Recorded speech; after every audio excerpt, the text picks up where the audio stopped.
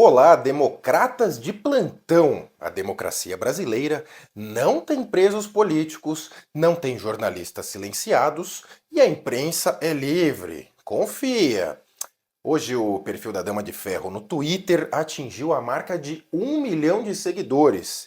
Que honra poder fazer parte desse projeto. Aproveito para mandar uma saudação especial aos sócios do projeto Dama de Ferro, o Daniel Gonzalez, o Fábio e o Taylor. O Taylor, inclusive, é o precursor de tudo. O compromisso da Dama de Ferro é com a liberdade e com o Brasil. Muito obrigado a todos. Bom, esse programa aqui do canal da Dama de Ferro que você está assistindo é o Boletim de Notícias. Aqui no Boletim de Notícias da Dama de Ferro, nós levamos para você as notícias mais relevantes. E também apresentamos uma análise crítica e independente dos fatos. Por favor, nos ajude compartilhando o nosso conteúdo. A nossa missão é combater o progressismo paulo-freireano imbecilizante que domina nossa mídia, escolas, universidades e instituições da sociedade civil. Contamos contigo nessa missão. Então, vamos às principais manchetes. Suposta agressão em Roma dá o tom do estado de exceção. E os blogueiros convalidam a narrativa. Ex-BBB trans exilado dá passa-moleque em Janones e descola cargo no governo. Juristocracia solta jovem autista após pressão, mas mantém coronel Naime preso.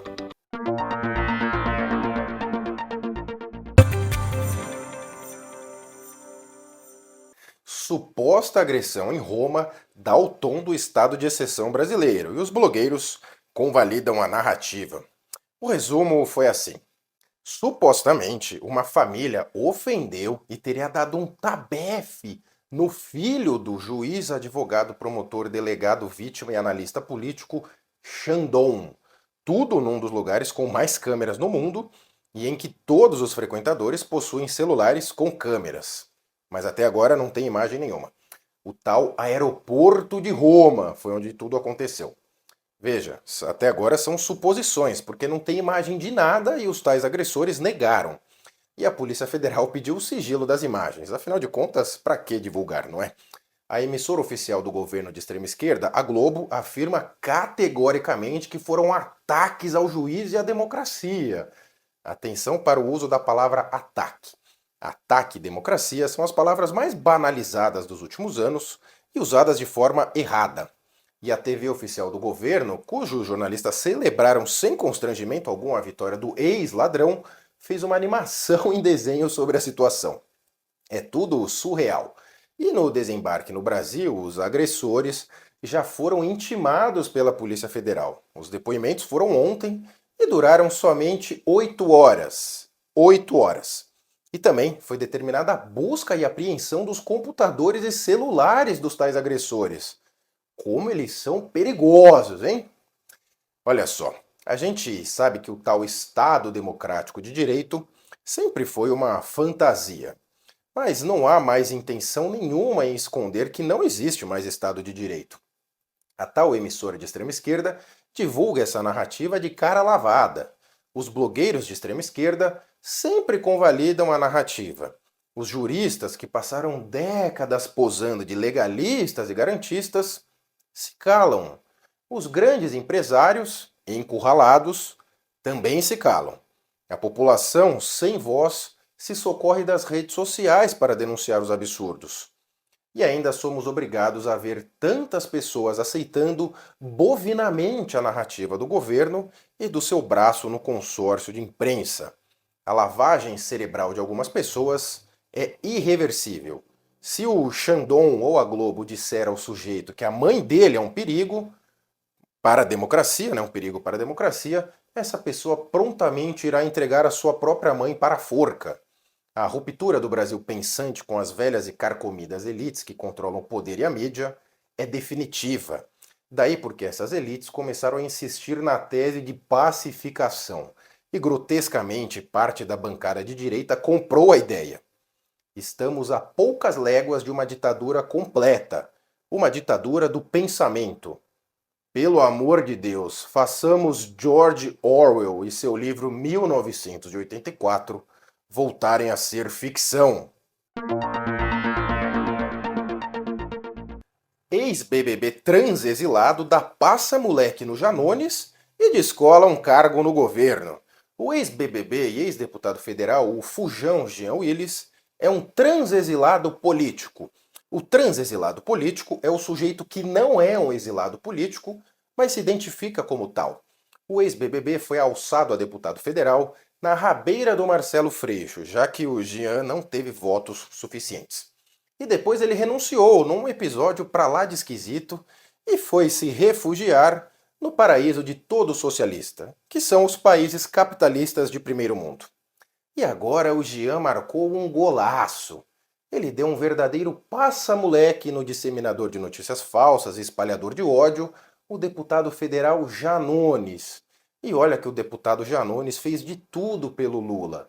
Mentiu, inventou, criou narrativa, espalhou notícia falsa. O Janones queria a qualquer custo a SECOM, mas ele não contava com a presidente em exercício do Brasil, a Janja. A Janja apadrinhou o transexilado Jean Willis e o Janones ficou chupando o dedo. E sem leite condensado, não é, Janones? E, naturalmente, quem perde em ter essas três figuras como Janja, Willis e Janones em postos de poder é o Brasil. Que vergonha dessas três figuras tristes! E pasmem, para surpresa de ninguém, o ministro-chefe da Secretaria de Comunicação Social, a SECOM, o Paulo Pimenta, sequer sabe o que o transexilado vai fazer na secretaria. Provavelmente o Jean Willis fará o mesmo que o Paulo Pimenta e que o Peixe. Nada. E você, hein? Entre Jean Willis, Janones e morrer queimado lentamente por palitos de fósforo, qual seria a tua decisão, hein? Juristocracia solta jovem autista após pressão, mas mantém preso o coronel Naime. O xerife do Brasil, Alexandre de Moraes, do Supremo Tribunal Federal, concedeu a liberdade provisória ao Jean de Brito da Silva, de 27 anos, preso no 8 de janeiro. O catador de materiais reciclados tem autismo e também deficiência intelectual moderada. Ele foi detido durante os protestos na Praça dos Três Poderes. Segundo a defesa do Jean, a polícia o prendeu perto do Palácio do Planalto, onde ele tentava ajudar um grupo de idosas que fugia de bombas de efeito moral. Naquela ocasião, agentes tentavam conter a ação de vândalos ao patrimônio público. Os advogados do da Silva garantem que ele não destruiu nada. Essa decisão agora veio após enorme pressão da imprensa independente. Veja, não confundir mídia independente com o consórcio de imprensa e os seus blogueiros. Mas a maior pressão veio do movimento Advogados de Direita do Brasil, que faz um trabalho brilhante na defesa da liberdade e na busca da verdadeira justiça. Como o Jean não é o André do rap, a liberdade dele é meia boca. Ou seja, ele terá que usar tornozeleira eletrônica e cumprir outras medidas restritivas, como não se aproximar de outros manifestantes do 8 de janeiro e também não poder acessar as redes sociais. E lembramos que o ministro dos Direitos Humanos, o Silvio de Almeida, que em seu livro afirma que existe no Brasil um racismo estrutural, ele não deu nenhum pio sobre a prisão arbitrária do jovem negro autista. O Jean também não contou com o apoio e solidariedade de ninguém do auto-intitulado Movimento Negro, que na verdade é um movimento de esquerda. Ah, e a tal ministra qualquer coisa da Marielle Franco, do fake Ministério da Igualdade Racial, também não falou e não fez nada. Ninguém da velha imprensa que vocifera contra o tal racismo em campo de futebol deu um pio a favor do jovem negro Jean. Veja, estamos carecas de saber que os direitos humanos e os defensores das alegadas minorias só aparecem quando o alvo da pretensa injustiça é alguém dos seus, alguém de esquerda. Lamentável.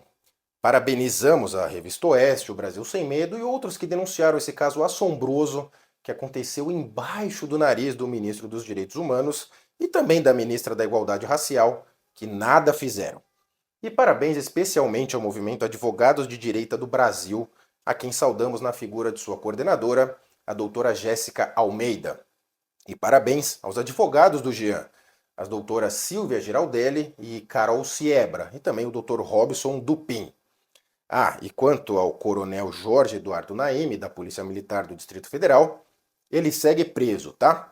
O coronel Naime estava de folga em 8 de janeiro e foi substituído dias antes pelo coronel Paulo José Ferreira.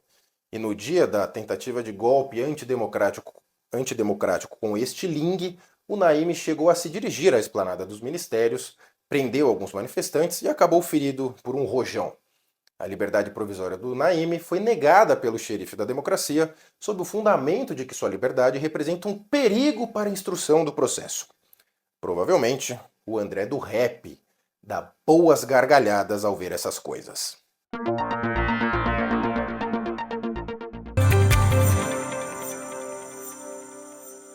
Esse foi o Boletim de Notícias da Dama de Ferro. Qual que é o teu sentimento após assistir tudo isso? Comenta aqui pra gente. E não esqueça, desligue a grande mídia, não clique neles, não compartilhe. Se for falar do UOL, Folha, Globo, dá print e não compartilhe. A velha e mofada mídia não dá notícias, eles passam a narrativa dos poderosos que a controlam. Ajude a mídia independente. Você é o patrão. E nos vemos na próxima edição do Boletim de Notícias aqui da Dama de Ferro. Obrigado pela audiência, fiquem com Deus, um beijo na alma, até mais!